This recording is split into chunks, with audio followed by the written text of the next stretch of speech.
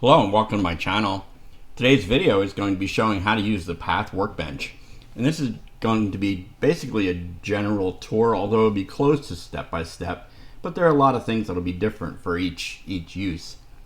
What I've created here is a sandblasting cabinet that I'm going to use as a example for setting up a CNC cut on a 4x8 sheet of plywood. And I have an assembled version here, and then I have a laid out flat version here. The laid out flat version doesn't contain the stand. So we won't be doing that. But the idea is that the cabinet is cut out of a single sheet of plywood. So to work on this, I'm going to hide the assembly, and we're just going to start with just the flat pack of the cabinet, and that's in my cutting layout group here. And the first thing you'll need to do with the Path Workbench is to create a job. So to create a job, and let me zoom in so we can see a little bit better, you click this icon right here, and that will give you a list of objects that you can include in the cutting job. Now, as you can see, it might be very difficult if you have a lot of objects. If you have one, you can just pick it, or two, or whatever. But for me, I have a lot listed here. So instead, what I'm going to do is I'm going to go into the group, and I'm going to select all the objects. Then I'm going to deselect these dimensions and the rectangle that shows a 4x8 so that I just have the things that I want to cut out. Now I'm going to create my job, and you'll see that the list is pre-checked with the items I want. So I'm going to press OK on that, and you'll see that we've moved to the job edit dialog, and we'll work through that. So the first thing I'm going to do to set this up is I'm going to change it to extend models bound box to create box. And what this will do is it creates a box around the outer limit. So basically it's going to be these two corners will be the outermost corners, and that creates a 4x8 sheet box. Now I don't have a 4x8 CNC cutter, so I don't know if you can run this stuff up to the edge or not, but this isn't about that. This is just a demo of the Path Workbench to get you through your first run. If you've already used it, this video is probably not for you. So the next thing we're going to do is we're going to look at tools. So our next step in setting up our job is working with the tools. Now you'll see that there's a default tool here. However, the number of that tool is not associated with anything in my tool library. So these are the tools that are going to be used for your jobs, or also called the tool controllers. So I'm going to do an add right here, and you'll see this is my tool library. So these are the ones that I currently have available. So I've only got a couple that I've set up. I'm going to use end mill number 2. And once you've clicked on that tool, you want to do create tool controller. And you'll see that it's added it now to my tools list. The other thing we can do is you can create a new tool, and there's a number of options on different types of tools, like if it's just a drill or it's, and whatnot. Not all of them have diagrams, but they all have the necessary measurements. So what we're going to do, so I'm just going to click off of this. So, and I'm going to remove this default tool because all I need is my real tool, or my real fake tool. So the next thing we're going to do is we're going to look at work plan. So the next thing we're going to do is we're going to close the job edit, and then we're going to start adding actual actions for the job. So let me show you how the job is set up. If I go into job, you'll see there's a couple of different entries. The tool we just added, operations, a model that was created when we set it up, and that model consists of simple copies of my cutting layout here. So I'm going to hide my cutting layout, and then I'll show you the model so you can see that it's just a copy of my cutting layout. So we'll keep that hidden for now, or no, we'll keep that visible. And then we'll take a look at operations and what we need to do in there. So let's add our first operation.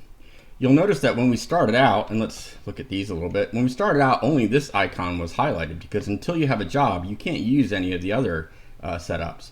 So our operation, we're going to create a contour path. But to do that, I want to select only the objects from the model. So let me do that. Let me go down and let's open our model, and we'll select all the objects in the model. And now let's create our contour path. And you'll see that we get another task dialog. Just because we're keeping it very simple, I'm just going to click OK. and that'll create the path. And you see it's created the movement lines. And then if you go up close, you can see it shows the path for all the passes on the cut.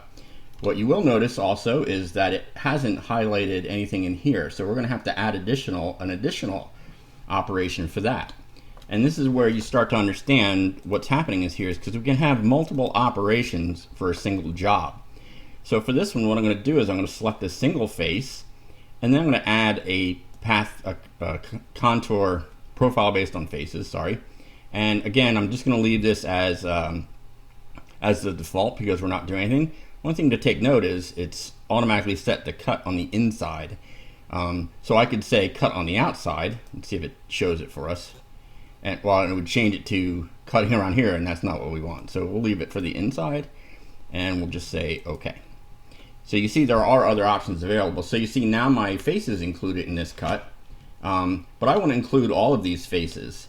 So I wanted to show you specifically that when you have the dialog open, you can go into base geometry and it lists everything that's included.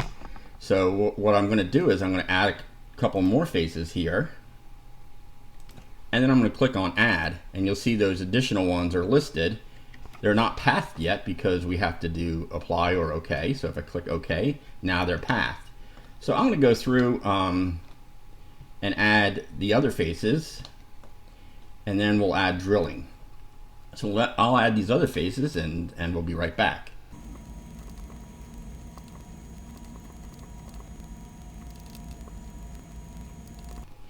So now I want to set up a drilling job for the different holes.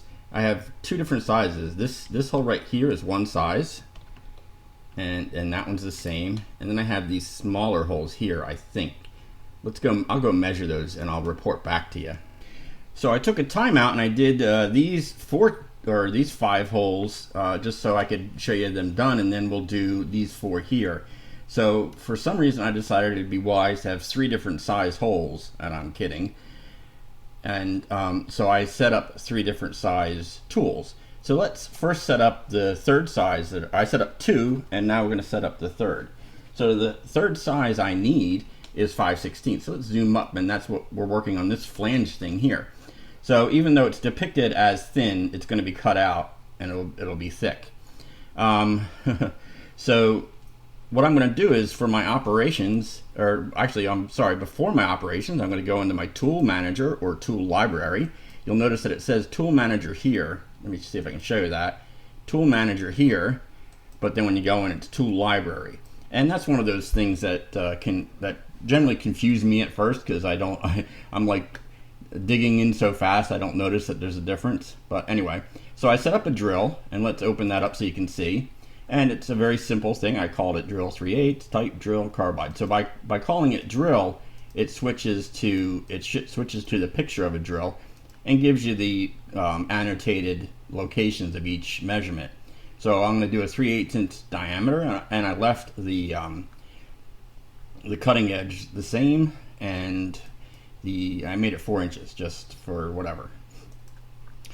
So with that item created, I click this box, and then you'll see when you click the box, let me zoom on this. So when you click the box, you'll see the create tool becomes highlighted. When it's unchecked, it's not available. So you have to have the tool picked, and I think you can do 2. Yeah, so you can probably do 2 or 3 at a time. And you do create tool. So now I have my drill here. Oh, and I already had the 3/8. What did I want? I wanted 5/16. So let's change this to 5/16. Okay, and then change this to 5/16. Again, this is just a make-believe project, so you know. So now I'm going to create the tool controller and learn how to talk. And then I'm going to get rid of this one. I think I can just delete it. Yep. Now there's a lot of warnings like this that sound terrible, but generally it won't break it, so you'll be okay. So now what I want to do is I want to create the operation with that drill. So we'll go up and we'll create a drilling operation that's depicted by this icon here. And you'll see base geometry should be none because I didn't have anything selected. So what I'm going to do is I'm going to pick the edges of each of these. And to select all 4, you need to use the control key. So I'm going to select all 4. and I'm going to click on Add, and you'll see it's added. It tells you the name of the base object, which is from the model that was created, and edge and each of the edges.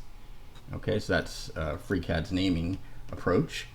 And now when I click Apply, we'll see paths will be added for all 4 of those holes.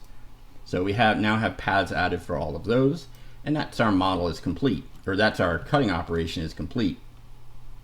So now what I'm going to do is I'm going to show you how you can demo the cutout so you know that it's right. So to demo the job, you can just select this icon right here, and it says Simulate Path on the G-code, and then you can either simulate it by pressing play, or you can just jump to the end without doing the animation.